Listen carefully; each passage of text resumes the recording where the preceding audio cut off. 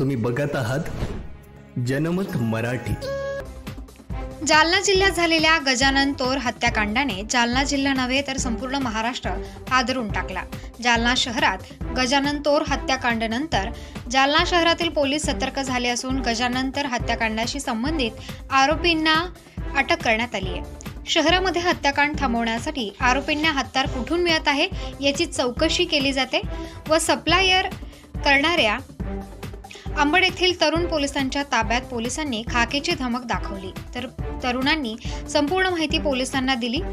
जालना जिल्ह्यात विकलेल्या पिस्तुली व तलवारी याची माहिती मिळताच अप्पर पोलीस अधीक्षक आयुष नोपाणी, उपविभागीय पोलीस अधिकारी सचिन सांगळे, पोलीस निरीक्षक रामेश्वर खताळ यांनी पथके तयार करून एकाच वेळी कारवाई केली। जालना शहरातील विविध भागात व पोलीस ठाणे मौजपुरी, मौजे, रामनगर येथे छापे मारून आशिष ईश्वर चव्हाण वय वर्ष 32, राहुल बाबूराव पवार वय वर्ष 31, चरण प्रल्हाद रायमल वय वर्ष 27, किरण देवानंद भोसले वय वर्ष 23, गणेश राम यज्ञकर वय वर्षे 27 आणि संदीप ज्ञानेश्वर यज्ञकर वय वर्ष 24 यांना अटक करण्यात आली आहे। त्यांच्याकडून 6 पिस्तुली, एकूण 12 जिवंत काडतुसे, 2 धारदार तलवारी व 5 मोबाईल असा एकूण 3,50,700 रुपयांचा मुद्देमाल जप्त करण्यात आला आहे। सर्व आरोपींना गुरुवारपर्यंत 21 डिसेंबर पर्यंत पोलीस कोठडी सुनावण्यात आली आहे। पोलीस निरीक्षक आशिष खांडेकर, सहाय्यक पोलीस निरीक्षक राजेंद्र वाघ, पोलीस उपनिरीक्षक सॅम्युअल कांबळे, गोकुळसिंग कायटे, विनोद गडदे, राम पवरे, कृष्णा तंगे आदींनी ही कारवाई केली आहे। पोलीस अधीक्षक शैलेश बलकवडे यांनी स्थानिक गुन्हे शाखेच्या पथकाला रोख 15,000 रुपयांचे बक्षीस दिले आहे।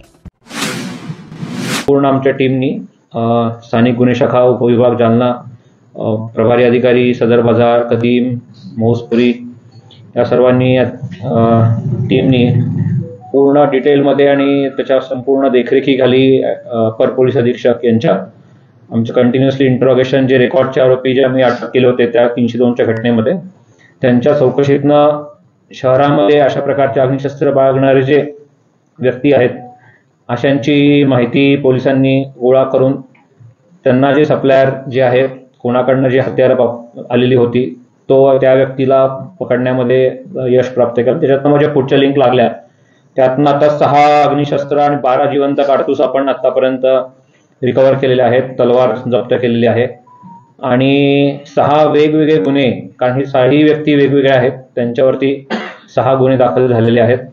त्याच्यामध्ये सदर बाजारमध्ये 2 आहेत, कदीममध्ये 2 आहेत आणि मौजपुरी पोलीस स्टेशन अंतर्गत 2 गुन्हे दाखल झालेले आहेत। त्या सर्वांची पोलीस कस्टडी आम्ही आज मागणी न्यायालयाकडे केलेली होती आणि न्यायालयाने 21 तारखेपर्यंत त्यांची पोलीस कस्टडी दिलेली आहे। त्याच्यामध्ये अजून ज्या पुढच्या लिंक्स आम्हाला डेव्हलप करायच्या आहेत की आता मिडल लिंक आम्हाला सापडलेली, पण अजून जी शेवटची लिंक आहे तिथपर्यंत पोहोचणं, ज्या जिल्ह्यातनं येतात आपल्याकडे तिथपर्यंत पोहोचण्याचा पोलिसांचा प्रयत्न आहे। त्यासोबतच इतर अशा प्रकारच्या अग्निशस्त्र बाळगणाऱ्या जिल्ह्यातले जे व्यक्ती आहेत त्यांचा सुद्धा शोध घेणं आणि त्यांच्यावरती कारवाई करणं हा प्रयत्न राहणार आहे। यातले जे आरोपींची नावं आपल्याला दिलेली आहेत त्याच्यामध्ये प्रामुख्याने रेकॉर्डवरचे गुन्हेगार आहेत, आशिष चव्हाण आहे, त्याच्यावर जुना 302चा गुन्हा मर्डरचा दाखल आहे, राहुल पवार, चरण रायमल आणि गणेश यज्ञकर या तिघांवरती 307 याने अटेम्प्ट टू मर्डरचा गुन्हा दाखल आहे। बाकीच्यांवरती मग दुखापत, आर्म्स ॲक्टचे जुने गुन्हे दाखल आहेत।